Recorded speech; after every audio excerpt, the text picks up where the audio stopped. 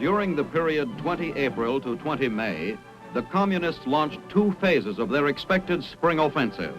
On 23 April, the Reds jump off on their first phase, hitting strongest above Seoul. UN troops are forced to withdraw south as British and Belgian contingents hold off the Communists in a spectacular rearguard engagement. A secondary action of this phase hits in the Hwachon Reservoir area.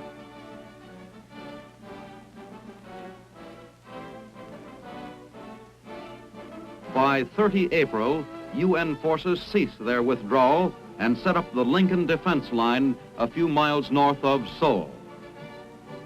In the central sector, UN troops withdraw south of the Pukhan River, and in the east, ROK forces pull back to Yangyang. From 1 May to 16 May, there is only minor enemy activity as the Communists build up for the second phase, and UN forces recover some ground north of Seoul. UN air forces strike at targets of opportunity. The second phase begins on 17 May with the heaviest attack in the central sector southwest of Inji and east of Chonchon. Heavy casualties are inflicted on the Reds in this area. On 20 May, the UN forces shorten their line north of Seoul, strengthen positions in the central sector, and move to plug a gap caused by the collapse of two ROK divisions.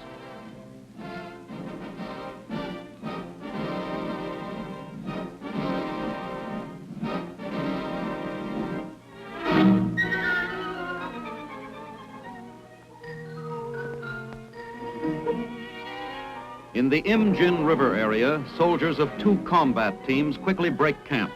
These combat teams are composed of British, Belgian, Filipino, and American troops. What may be the last meal for a long time is grabbed as a report is received of a large enemy force which has crossed the nearby Imjin. These UN troops start their withdrawal according to plan. Mortars blast at the approaching Reds who threaten to cut off the combat teams.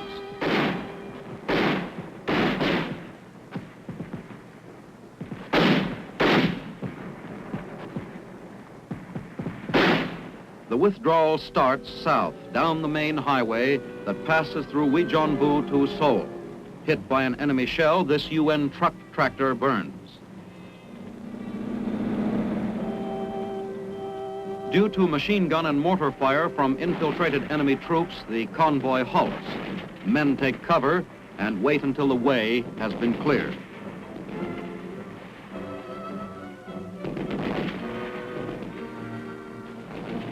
The long convoy moves southward again with its cargo of men and equipment. The communist offensive was expected, and nothing of use is left behind.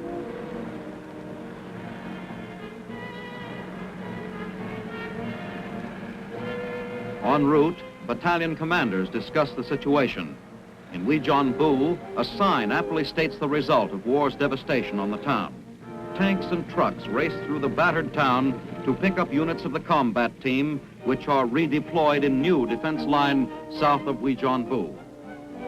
Later, a battalion of infantry plods wearily through the rice paddies. After fighting off the Chinese all through the night, they slog through the pelting rain to new defensive positions. Their fatigue is apparent in every step. A little more water doesn't seem to matter much as they wade a swollen stream.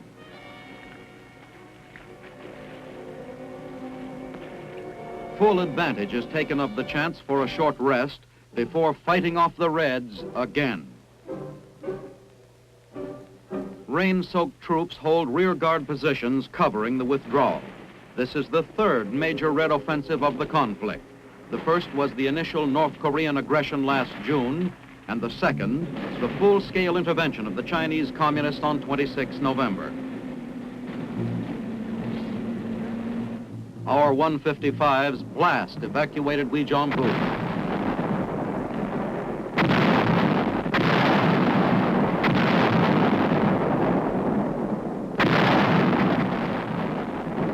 Withdrawal continues as UN firepower takes a terrible toll of Chinese. Further south, nearing Seoul, the last UN vehicles cross a bridge south of Yapyong. Men of an engineer battalion pour gasoline on the bridge, which has also been mined with TNT.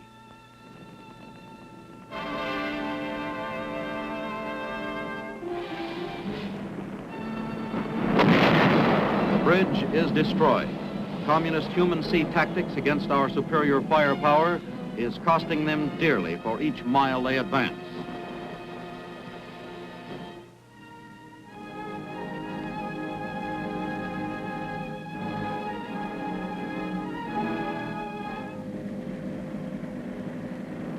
At the end of the first week of the Communist spring offensive, Allied units withdraw to defensive positions north of Seoul.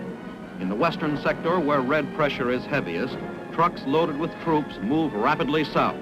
UN forces have broken contact with the enemy all along most of the front. As soon as defending forces have taken positions behind the Lincoln Line, final line of defense between Withdrawal and Seoul, engineers plant an extensive minefield. The anti-tank mines are armed as the field is completed.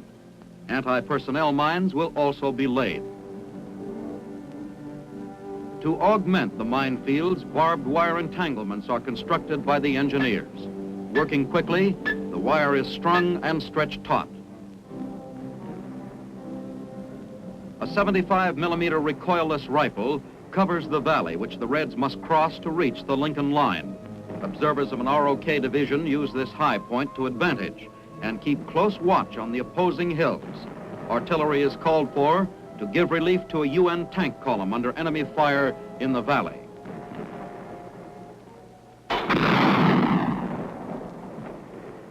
HE shells blast the distant hills, giving support and cover to the withdrawing tanks.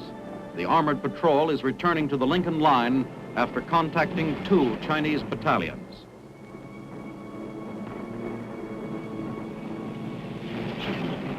A tank nudges a Korean hut aside to clear the field of fire for a roadblock. As Allied forces retire behind the Lincoln Line, tanks are put into use as defensive weapons.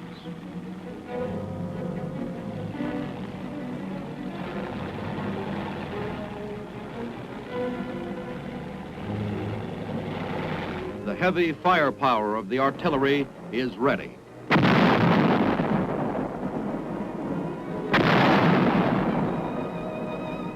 Tanks wait in emplaced positions to add their forceful punch. In the heart of Seoul, on the grounds of the Capitol building, 155 howitzers fire a sharp warning at the advancing Chinese.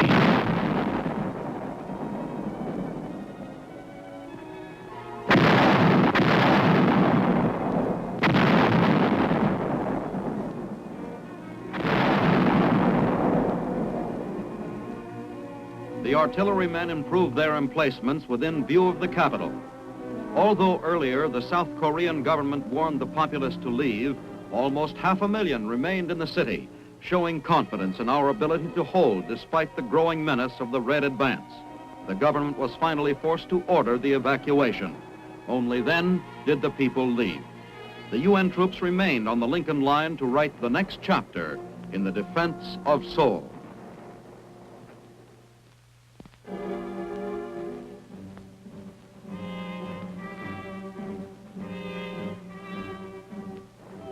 Troops of the UN forces move along a barbed wire barricade on a ridge near the town of Tokso, part of the line of defense against the communists in this sector. As further determined to the mass assaults of the Chinese, an anti-personnel minefield is planted just beyond the UN-held line.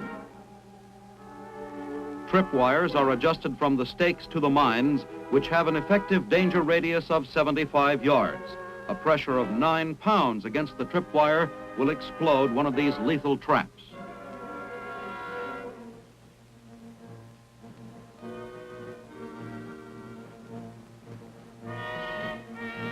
Until the field is completely sown, each wire is marked by a lightweight plate. On the road bordering the minefield, tanks and infantrymen of a recon company survey the defense line. The next morning, the road is strewn with the bodies of 24 members of an enemy patrol which tried to infiltrate during the night. One Red soldier still lives. Men of the recon company cautiously move the wounded man onto the road from the gully. The communist is apparently in great pain, but the combat-wise soldiers, used to the tricks of a treacherous enemy, search him for concealed weapons or possible booby traps. In the shelter of one of our tanks, first aid is given to the wounded man.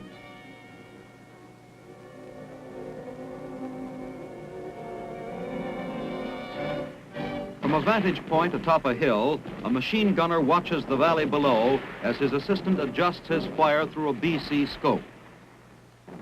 An observer checks the terrain as a gunner fires at an enemy position in a village ahead. Smoke rises from the battered town. Troops of the United Nations maintain their vigilance and refuse to give up ground to the communist hordes without exacting a heavy toll for every foot of ground.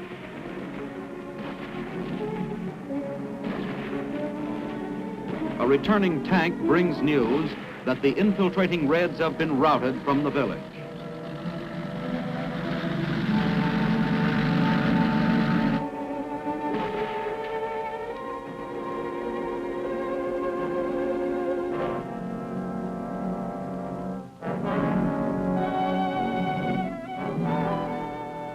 Just north of Seoul, Allied planes smash Chinese columns massed for an attack a scant 1,000 yards beyond our main line of defense. Pouring down the historic invasion routes from Munsan and Wijeonbu, the Reds try to break through to Seoul. Officers observe the effectiveness of UN air power back in the skies after days of rain as it plasters enemy concentrations building up for their much-heralded May Day attack on Seoul. The planes smother the target with machine gun fire, rockets, and napalm.